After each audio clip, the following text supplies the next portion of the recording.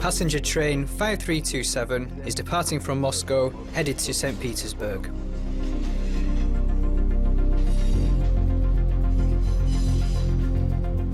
Freight train 5309 has departed from Tyumen to Kamchatka.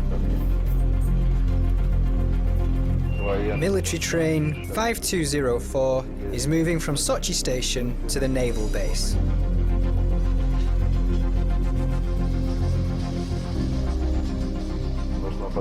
It should go towards the Eastern Bridge.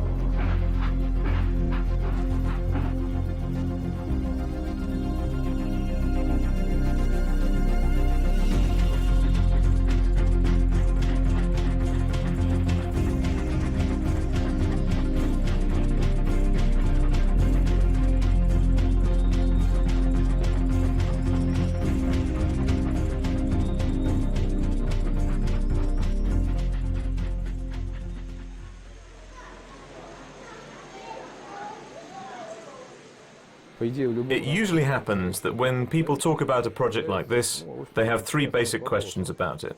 How much does it cost? How much time will it take to build? And when will it break even? I had the exact same but very solid and utterly convincing answer to all three of these questions. I don't know. Obviously, it would be difficult to start any partnership with me when you begin at this kind of starting point. That's why I came to the conclusion that if I wanted to make something, I should only rely on my own abilities. There used to be a factory in St. Petersburg that specialized in making asbestos-based products. Back in the 1990s, I became one of the owners. Good morning. Good morning. I was making enough money to be able to afford to travel. I had plenty of time to relax during these trips, but my heart had a burning desire to put this energy to good use.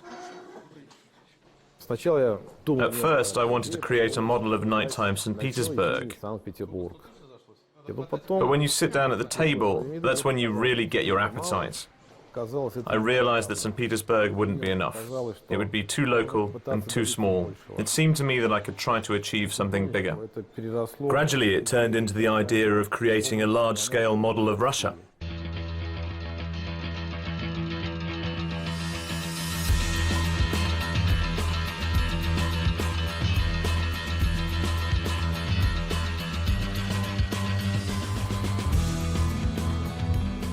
If you ask anybody in the streets, 800 meters is an enormous area. In comparison to most apartments that have an average size of 30 to 40 square meters, this is the equivalent of 20 apartments. That's pretty large. When we started installing things and I started making the first layouts, I was shocked that I couldn't fit in the whole country, or even in just a town or district. It frightened me. It bewildered me and knocked me off my feet, like a boxer getting a swift punch to the gut. I understand with certainty that 800 square meters is insignificant. Even 8,000 won't help. Maxime, do you remember what we were going to do here? We wanted to make a village. We're carving out a small farming area. Gardens, some sheds, outhouses, a scarecrow. So you mean to say the farming areas will be partly separated by a facade and a fence? No, there'll be a fence between them. Between the houses? Yes, there'll be a fence between neighbors. Despite the love people have for each other, they've always had fences between their plots. I wanted to become a doctor, so I could help people. But when I was 8, my parents sent me to art school. That's how everything took off. It's definitely much simpler in real life. You go to a field and sow it, but we've been planting these sunflowers for 5 months. There are over 20,000 of them. I came here October 9, 2011. My friends and I just popped in. When we entered the museum, I was taken aback. I was walking around in a daze. I was fascinated by the scale, the amount of detail, the fact that little cars were running. I couldn't understand how they worked. They even had accidents. I was shocked. It turned out that the team who was working on this was small. I wanted to join too. I happened to be looking for a job at the time. My friends asked me, "Do you want to work here?" And I said, "Yes." They hauled me into Sergei's office, sat me down in front of him, and I said, "I want to work here."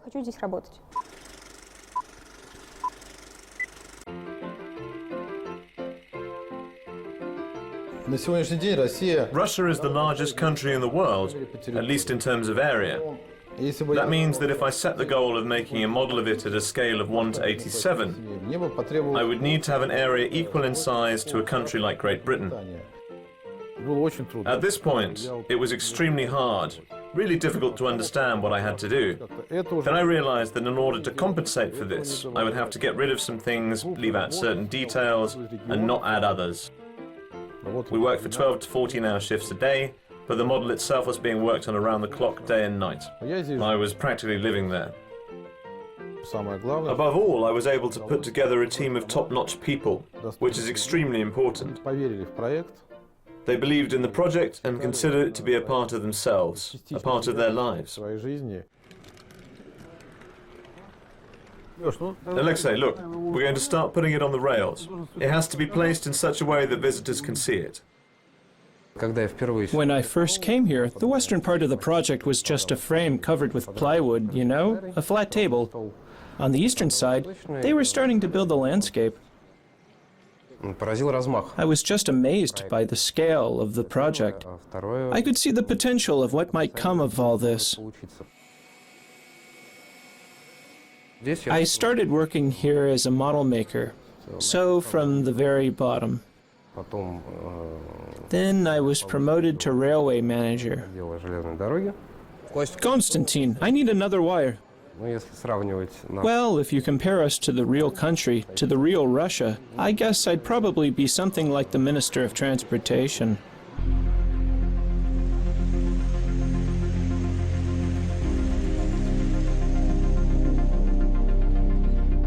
In the Ural Mountains, we've got what we call Mission Control, or MC for short. This is the system that controls the whole model. It controls the railways, it regulates vehicle traffic, and it controls the system that changes the time of day from day to night and vice versa. Locomotive 5332 has arrived in Kamchatka for attachment.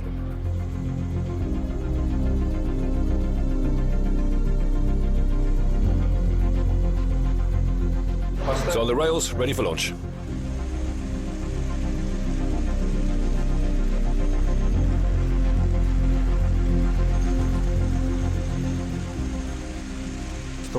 In order to have as many different kinds of trains as possible traveling around Russia, we use revolving exchangers. They're all controlled using a computer. Each one of these exchangers can store up to 30 trains. When one train pulls in, another takes off to replace it.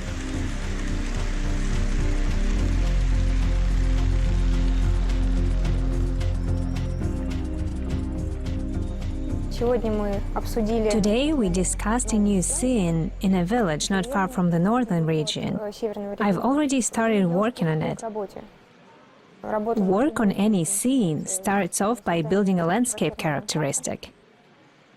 It might seem like it's easy, but it's actually not at all.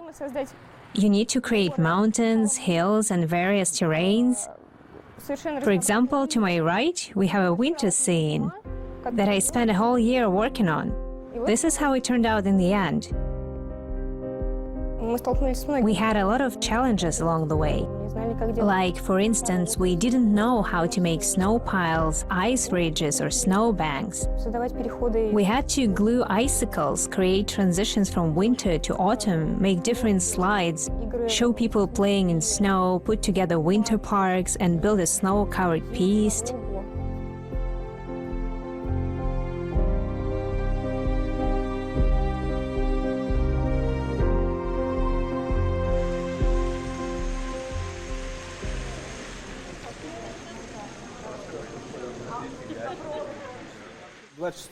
We need to make a sixth switch for Route 26 to make sure that the other parts of the route run properly. All right, let's try installing the switch now. We set directions with the help of switches in order to diversify traffic currents around the model. They're similar to tramway switches, Right now, we're installing precisely the same kind of switch so that we can change the car's directions. Thanks to a postgraduate work assignment after I'd graduated from university, I got a job at a scientific research institute in a top-secret lab that worked for the Ministry of Defense. I was involved in developing communication systems for Russia's military defense. When my friends invited me to work on the model as a regular electric engineer, I didn't quite understand what I would be doing at first. Route 17 has a small field. Try pressing button 25. But then Sergei Morozov gave me carte blanche. He took me aside and said, "Vladimir, do whatever you think is the right thing to do." This phrase put me at ease. We'll probably have to change the relay. It's fine now, thanks. The top part of Russia is interesting for everybody. It's picturesque and exciting. But as a technical worker, I'm more interested in what's underneath Russia. I feel at home here. I know everything here.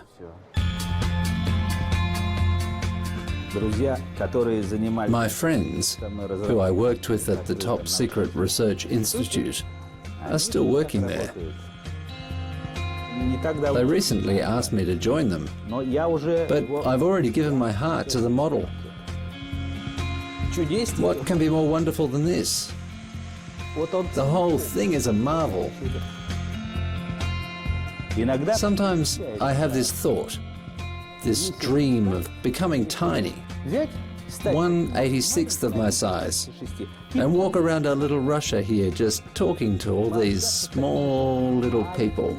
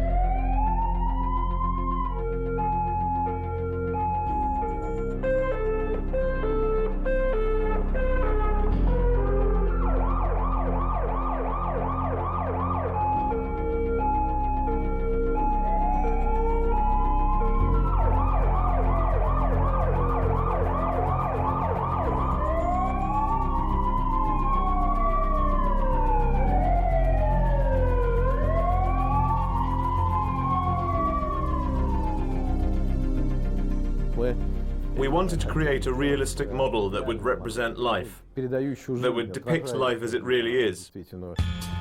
In the Far East, for example, the Coast Guard has stopped an illegal vessel and arrested its crew. Over here, some Siberian tigers are prowling on a hunt.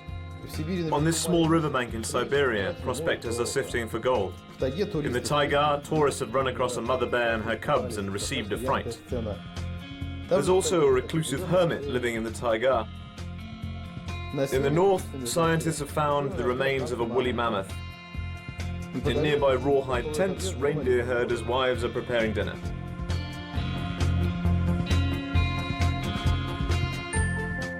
By the way, the houses in northern cities are standing on pillars, not on the ground, just like in real life. My favorite scene, and a favorite among all our visitors too, is the one in Sochi, where a little boy has stolen a woman's bathing suit.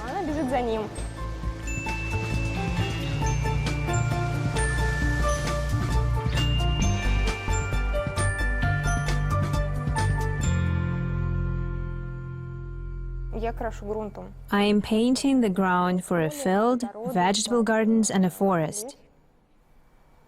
I painted, plant the grass, add different stones and sand, completely at random, without any particular order. The hard part is that I have to take breaks.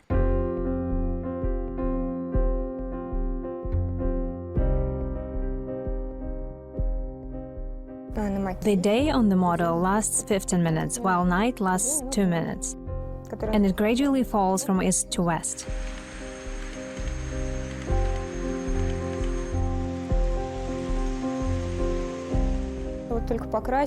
As soon as you've painted the scene and applied glue, it suddenly gets dark. The glue dries up and you have to start over again.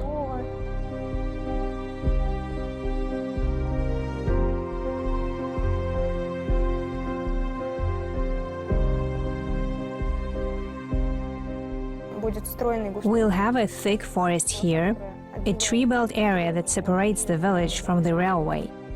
I would like to design a scene near the village depicting haymaking. People in the field are harvesting hay, cutting grass. It's an artistic image, an idea, an artistic vision, and not from a single artist, but several. It's our vision, but a lot of people don't understand that. A lot of visitors don't get it. There are always going to be people who criticize you. Frankly speaking, we are always respectful, understanding and welcoming of any criticism.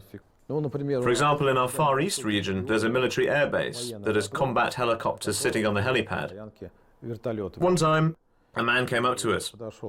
I understand now he must have had some connection to this field. And he said, "Guys, you have a vehicle with number 13 there. There aren't any 13s in aviation." We said, "Thank you," and corrected it the same day.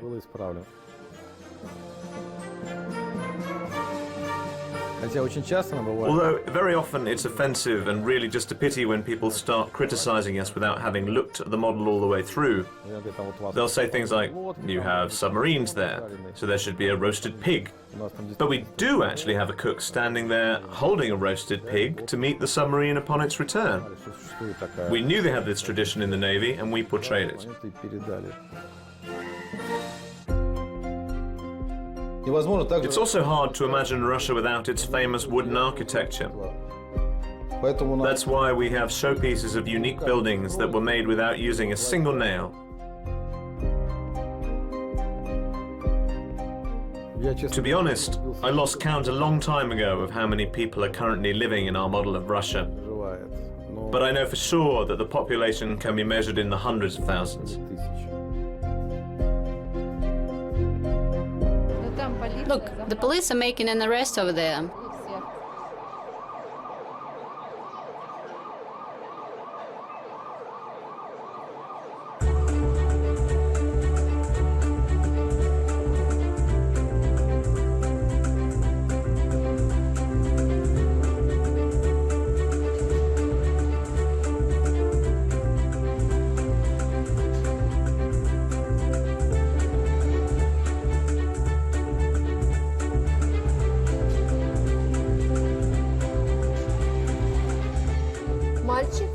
The boy in the blue sweater standing near the zoo.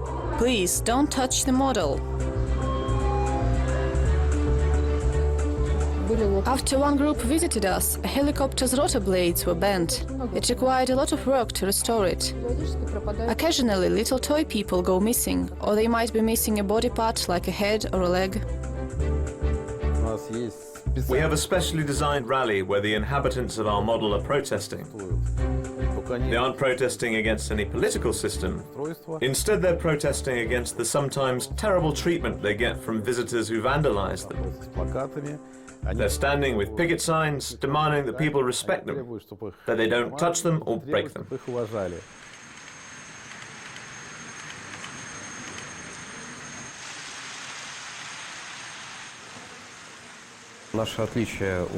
The difference between our model and European models is that ours is not a railway model.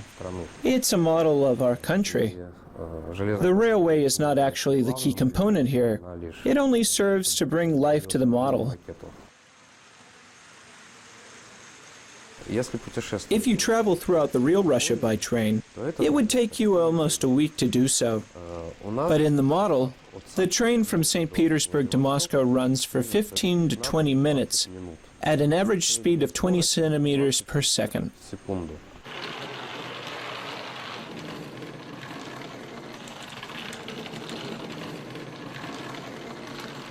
There's an accident on Route 6. Roman, what happened there? A train has come off the tracks. We should find out why. There's something wrong with the switch. Everything here is just like in real life, and just as in real life we have accidents. They might happen because of a speck of dust on the tracks. If a dirt particle falls there, it could lead to an accident. Everything's fine. You can start it. Let's go!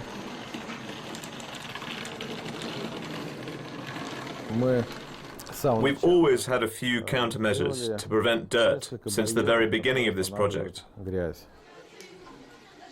We installed special equipment and an incredible amount of various dirt-absorbing carpets. In addition, there's a two-pronged system inside the hall. The first of these measures is that the exhibition hall is pressurized in order to expel dust. The second measure consists of simply repeatedly washing the floors. I often have to walk on the model's surface and on the water to finish some things. People see me and joke, "Oh, look, it's a giant, it's Gulliver, it's God, the master of Russia."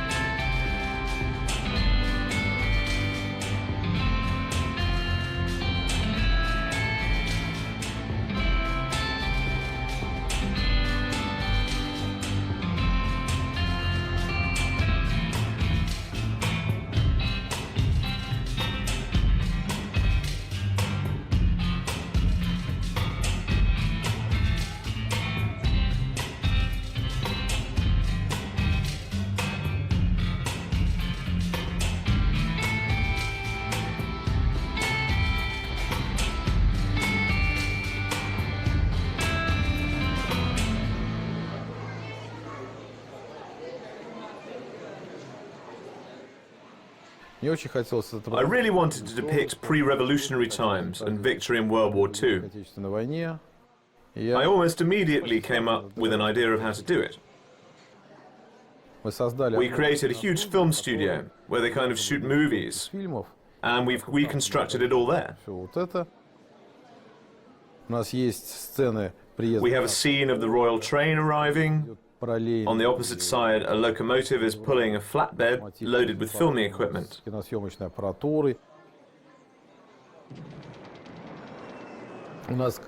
We have massive decorations that demonstrate filming a movie about World War II. Tanks, artillery, soldiers, trenches, explosions.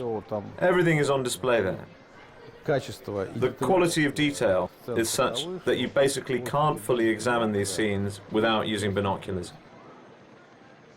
At the same time, there are people filming a sci-fi movie nearby, which attests to the fact that a lot of contemporary movies are being made in Russia. How is the UFO being held up? Look, it's not standing on anything.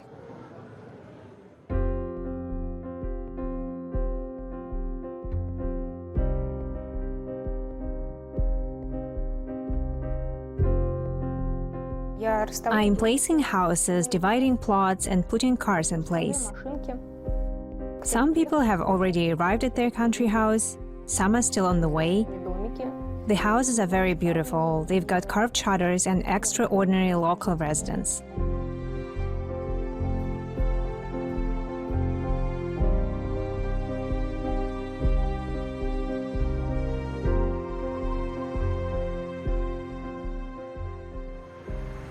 Well, it seems that everything is okay on the whole. Ekaterina, is the little car over there abandoned? Yes. Then you better apply a little rust-colored paint. Right now it looks too new. The idea is basically complete. It's a little brighter here, a little simpler there. Ekaterina, I think you've done an excellent job, as usual.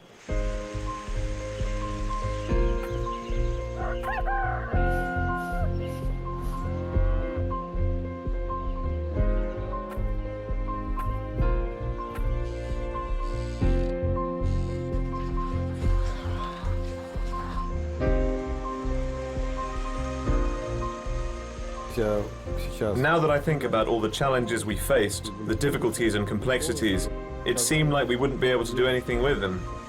But there's a wonderful Russian proverb that comes to mind. The hands do what the eyes fear. And it sums up our experience perfectly.